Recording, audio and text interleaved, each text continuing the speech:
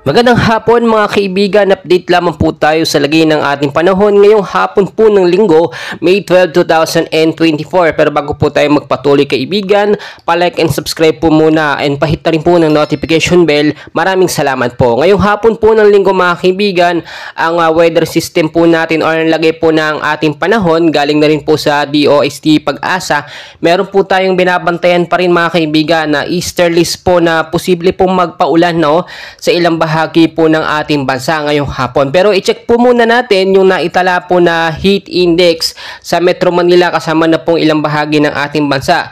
Ngayong araw po ng linggo ay pumalo lamang po from 30 to 35 degrees sa Metro Manila po yung heat index na naitala. So mga kaibigan, kung dati pumapalo po from 35 to 40, ngayon talaga nag-i-stable na lamang po siya from 30 to 35 degrees Celsius yung init. So ibig sabihin po nito, nalalapit na po talaga yung pagpasok ng tag-ulan. Kaya maging handa po tayo, Usually kapag pumasok po yung rainy season, sunod-sunod po yung mga bagyo, yung mga low pressure area na dumadaan po sa ating bansa.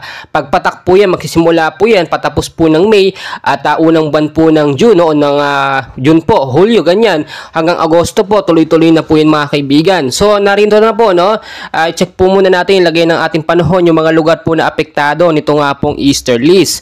Sa area po mga kaibigan ng Davao Region, Sacsargen, BARMM, Zamboanga City at Zamboanga Sibugay, posibleng maging maulap po ang panahon dyan at with isolated light rains to heavy rainfall po pagdating sa gabi. Easterlies po nakakapekto at may babala po ang Pag-asa in case po magkaroon ng patuloy na pag-uulan sa hapon sa gabi sa mga lugar po na hinabanggit. Maging handa po tayo sa posibleng pagbabaha at landslide po doon sa matataas na lugar. Sa area po ng Metro Manila mga kaibigan, kasama na pong ilang bahagi ng ating bansa mga kaibigan, easterlies din pa rin po ang nakakaapekto dyan. Kasama na rin po yung mga localized thunderstorm, yung madalas po tuwing hapon yung bugso po na pag-uulan. Yun po yung localized thunderstorm mga kaibigan.